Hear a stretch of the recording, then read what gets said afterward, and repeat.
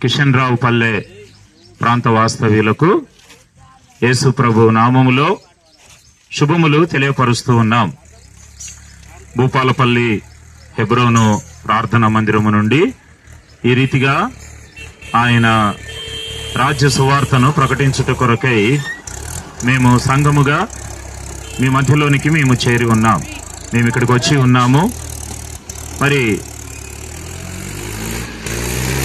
దేవుని వాక్యము, పరిశుద్ధమైనటువంటి బైబిల్ గ్రంథము ఈ రీతిగా సెలవిస్తూ ఉంది, దేవుడు లోకమును ఎంతో ప్రేమించెను అని. చూడండి, రకరకాలైనటువంటి ప్రేమ అనుబంధాలు మనము చూస్తూ ఉంటాం ప్రపంచంలో.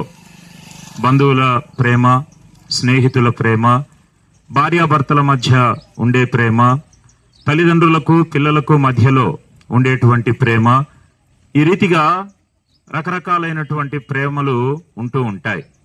అయితే దేవుని ప్రేమ శాశ్వతమైనటువంటి ప్రేమ, అది ఉన్నతమైనటువంటి ప్రేమ, అత్యున్నతమైనటువంటి ప్రేమ. ఎందుకు అనంటే, దేవుడు మనలను ప్రేమించి ఏమి చేశాడు అనేటువంటిది మనం గనక తెలుసుకుంటే ఆ దేవుని ప్రేమ ఎంత గొప్పది అనేటువంటిది మనము అర్థం చేసుకోగలుగుతాం. దేవుడు మన ఎడల తన ప్రేమను వెల్లడిపరుచుచున్నాడు.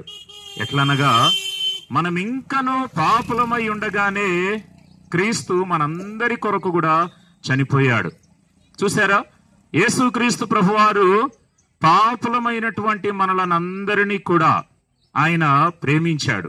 ప్రేమించి తన పవిత్రమైనటువంటి పరిశుద్ధమైనటువంటి రక్తమును మనందరి కొరకు కూడా ధారపోశాడు. ప్రియమైనటువంటి వారలారా, ఎందుకోసము అనంటే, పాపములో ఉంటున్నటువంటి మనమందరము కూడా నశించి నరకానికి వెళ్ళిపోవాల్సినటువంటి పరిస్థితి ఉంది. ఎందుకంటే వాక్యములో రాయబడి ఉంది, పాపము వలన వచ్చు జీతము మరణము అని. కనుక ఆ మరణం ఏంటి? రెండవ మరణం, అగ్ని గంధకములతో మండు గుండము. అయితే ఆ మరణము నుండి మనము తప్పించబడాలి అనంటే నిజ దైవమును మనము గ్రహించగలగాలి. మన పాపముల నుండి మనలను విడిపించగలిగినటువంటి ఆ యొక్క పరమతండ్రిని మనము తెలుసుకోగలగాలి. ఆయన యందు విశ్వాసం ఉంచాలి.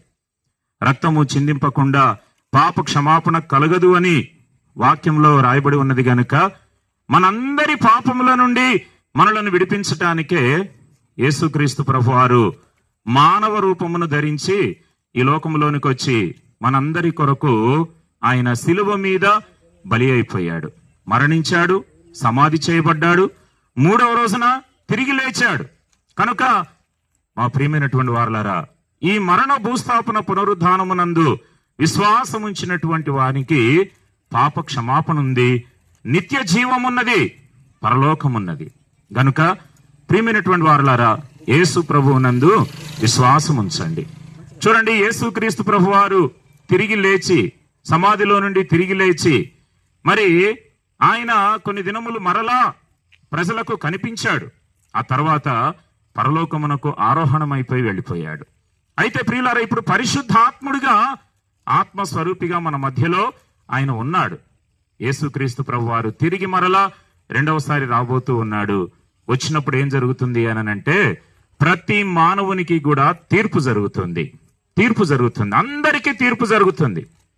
ప్రతి మానవునికి కూడా తీర్పు జరుగుతుంది. ఎవరైతే ఆయన యందు విశ్వాసం ఉంచి ఆయన కొరకు నమ్మకంగా, యథార్థంగా మరి జీవించగలిగిన వారిగా ఉంటారో, వారినందరినీ కూడా నిత్య జీవములోనికి ప్రభువు మరి నిత్య జీవములోనికి ఆయన నడిపిస్తాడు.